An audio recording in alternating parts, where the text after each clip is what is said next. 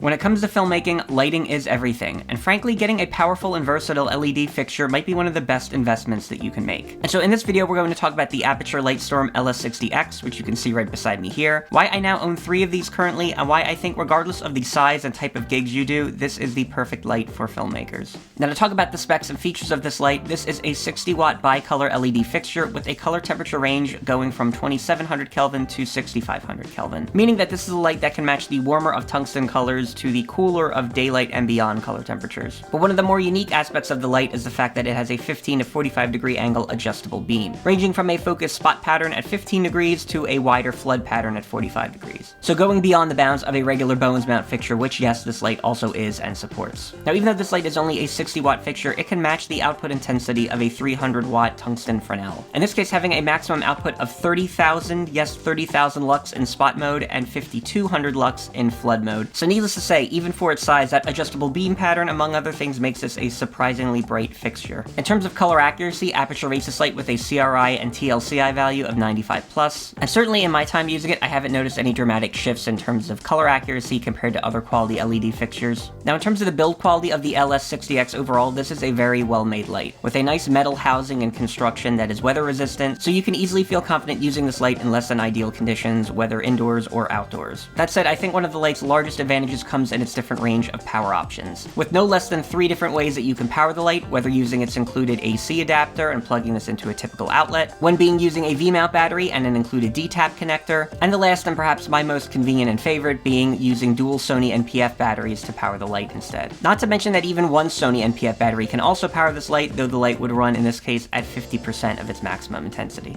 And as a further fun fact regarding battery life, I can get a little less than 2 hours running this light at 100% intensity at 5600 Kelvin using 2 Sony NPF batteries, and yes, at a lessened intensity can run even upwards of 8 hours using 2 Sony NPF batteries. Now in terms of controlling the light, you do have a couple of options, one of those being the physical and tactile controls on the rear of the light, which allow you to adjust everything from all of the different CCT mode parameters that the light contains, being able to adjust the dimming curve of the light, the fan speed setting for the light, which yes, this light does include a fan that runs extremely quietly and that I can't even hear when running my light at elongated times here in my studio. And yes, apart from the rear controls on the light, you can also control the LS60X through Aputure's Sidus Link app, which we will talk about more in a bit. And in typical Aputure fashion, this light comes with a range of accessories directly out of the box. That includes, of course, the LS60X itself, each of the 3 power options I mentioned previously for the light being the AC adapter, a D-tap cable for V-mount batteries, and a Sony NPF battery plate, a set of easily adjustable barn doors for the light, a Bones mount adapter that allows you to adapt different Bones mount compatible accessories like soft boxes to the LS60X, and of course a nice padded carrying case. Of course, in talking about the LS60X, I'd be remiss in not mentioning some of Aputure's close cousins that relate to this light that are very similar and might offer some different trade-offs depending on what type of fixture you're looking for. That includes, of course, the Aputure Lightstorm LS60D, which is a daylit balanced only version of the light running at 5500 Kelvin exclusively. Now this will get you more output at 50,000 lux in spot mode and 8300 lux in flood mode, and come in at a reduced price, which we'll talk about later. Of course, this does mean if you wish to change the color temperature, you cannot do this with the light natively, and you would have to adapt different gels to be able to accommodate this. And even more affordable versions of the LS60X and LS60D also exist in Aputure's Amaran line, which in this case maintain a very similar light spec, however coming with less accessories and a lessened build quality overall. Certainly trade-offs here with each of these versions, but something you may want to consider depending on what features are more important to you. Now, as I mentioned previously, the second way that you can control this light, apart from the physical controls on the rear, is using Aputure's Sidus Link app, which I would say at this point has arguably become the gold standard of mobile apps for controlling different light fixtures, and Aputure has done a really good job with perfecting this and implementing a bunch of different features in the app over time. Now, as you can see here, the Sidus Link app actually detects 2 different LS60Xs that I'm using currently, the one on AC power being my key light right here that I have plugged in directly, and the one to my side here running off of Sony NPF batteries that is registering as using battery power currently. Now I have a couple of other lights running here, including an ALF7 as a fill light and a P60C behind me as a backlight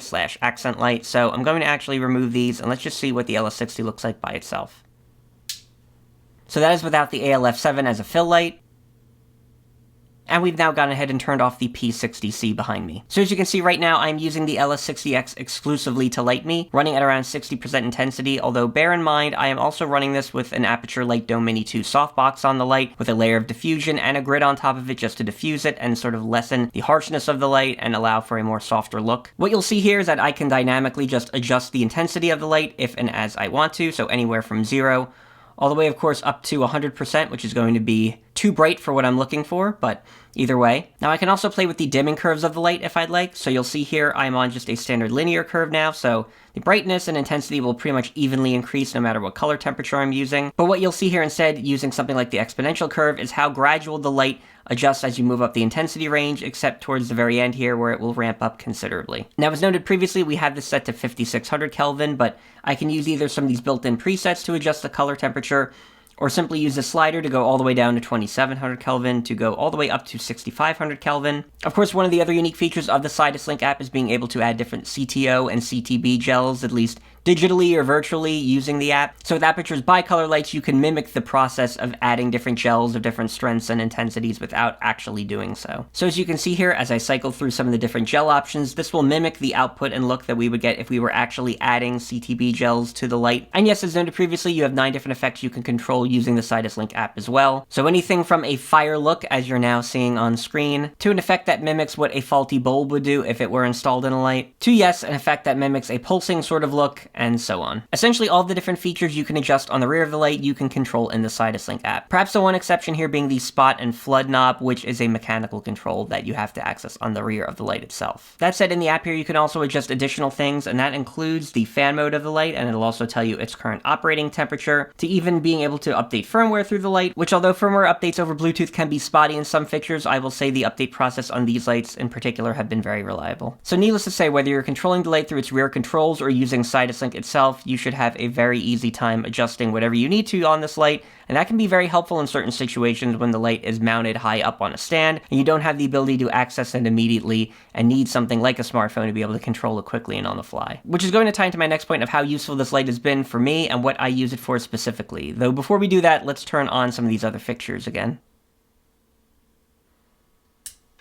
So let's answer that question specifically. What do I use this light for? And in short, this is almost everything when it comes to video production in my case. So to start, when it comes to weddings, especially in terms of reception venues, you often have an absence of light when and where you would want it most. Yes, the DJ might have some form of lighting, but often this isn't as much as you might think it is, and of course most venues tend to keep their lighting to a minimum, particularly during more heavy dance periods. So being able to take something like an LS60X, put it at a corner and aim it towards the middle of the dance floor, or a pair of these diagonally aimed towards the center of the floor, provides a few different benefits. Number one, you should have a given pocket of light always on the dance floor that you can lean on in terms of capturing guests in different unique looks, and to have a spot as a filmmaker that you can rely on to keep your camera settings within reasonable levels and not have to pump your ISO too much to compensate and introduce noise into your footage. Or being able to view the couple consistently as they're going through their first dances. Not to mention having something like the LS60X on a stand that you can move around for cutting the cake, or different speeches or toasts, or even just to get different B-roll and detailed shots of the room itself. And yes, between the barn doors and the spot and flood control, this allows you to really focus the beam on the very specific location you need, and not get the light in any guest's or any other's field of view unintentionally. And again, its range of different power options, its small and compact form factor, the ability to control it through Sidus Link, and many other features are just going to make this a very good light for almost any type of wedding filmmaker. Pretty much it is a given that I'm always bringing at least one of these with me on a wedding and setting it up, if not sometimes even two,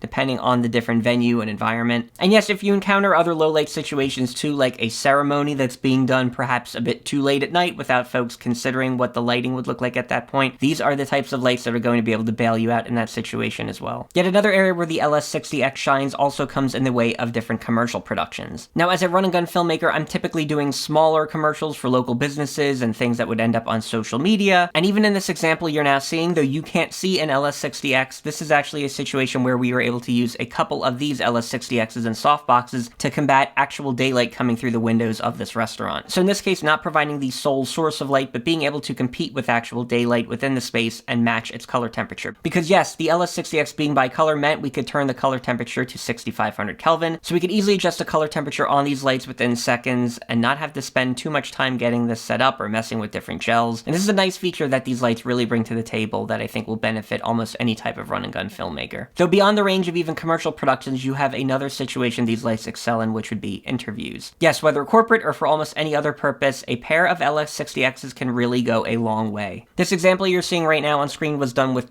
only two LS60X lights, one using an Aputure Lightstone 2 and the other using an Aputure Lightstone Mini 2, with slight differences in intensity and the beam adjustment to sort of compensate for this. And as you can see, you can get a beautiful, soft, pleasing look with these lights. And yes, being that these lights are bones mount compatible, it is a trivial process to be able to add a softbox to these, so this is going to be a great companion for interviews and other type of situations as well, where you need to use this light as either a key or fill. And of course, that might tie into our last point here, which I've already sort of noted in a way, which is YouTube. Yes, of course, I have this YouTube channel here, and at least for the past year or so, I've been using an LS60X as my primary key light, as we demonstrated earlier. Now, this comes by way of this general setup that I've been using here for a while, but even in other different studio setup situations I've used this light in over time, it has been an incredibly powerful tool as a content creator for not just getting a pleasing look for a common shot like this, but yes, even filming B-roll and other things using this sort of desk in front of me and other aspects within my studio. So yes, if you're a filmmaker doing the size and type of gigs that I'm typically doing, this light will certainly be of value to you, but I truly do think that if you're a filmmaker, director of photography, or a gaffer or grip doing much larger productions, something like an LS60X could easily be an effective tool to use as a fill light or backlight on almost any type of different set or situation. Now, when it comes to the price of the LS60X, this tends to retail for around $420 US at the time of recording this video. Now, you can typically find the LS60D for somewhere in the range of $300 to $370 US, though again, you're going to have to bear in mind if the difference of having a bi-color light and the convenience of being able to change color temperatures outweighs that of being able to save a little money with just a daylit balance fixture, but also gain a bit of increased light output and intensity while you're at it. And speaking to the very similar Amaran variety of these fixtures, the Amaran 60X tends to retail for around $180 US, and the Amaran 60D retails for around $150. And again, this will be a case of evaluating features and what's important to you, being a better build quality, weather sealing, and an improved yoke design with the Lightstorm series of lights, or instead a cost savings and a less durable body design with the Amaran series of lights. My personal take here is that if you're someone that's only going to use these lights for indoor and very lightweight studio use, something like the Amaran series might be more than adequate for your purpose. And similarly, if you're someone that runs your light in a daylit color temperature only most of the time, and don't mind adapting different gels or adjusting your color temperature in post if and when you need to, then something like the daylit series of lights, whether on the Lightstorm or the Amaran side, might be of use to you instead. That said, I definitely value ease and convenience when it comes to adjusting color temperatures on the fly, and I really do appreciate the build quality and construction of the Lightstorm series of lights, as I think they'll be a bit more durable in the long haul. That ultimately explains why I doubled down and chose the LS60X over some of these other models I mentioned, but that choice will be yours to make. So in summary, what are my thoughts on the Aputure Lightstorm LS60X? Yes, as I noted at the beginning of this video, there's a reason that I own 3 of them. And yes, I use one for YouTube and typically have 2 that are always on reserve that I will bring to different gigs like weddings, commercial shoots, etc. But the truth is, I own 3 of these because this is by far my most used and most important lighting fixture in my kit as of today. Having a reliable quality bones mount compatible LED fixture has been one of the biggest game changers for me in being able to level up my filmmaking on multiple fronts, and frankly, when it comes to what the Aputure LS60X has done for me in the time that I've had it, this fixture has not only met but frankly exceeded expectations in almost every area, and it is a tool that I truly cannot live without. So that is my take on the Aputure Lightstorm LS60X. Hopefully this video has been of some help to you. Feel free to leave a like and subscribe if it has. A lot more to talk about on the channel regarding lighting and different fixtures and setups, so definitely be on the lookout for that. For now, that is all I have to say, so thanks for watching.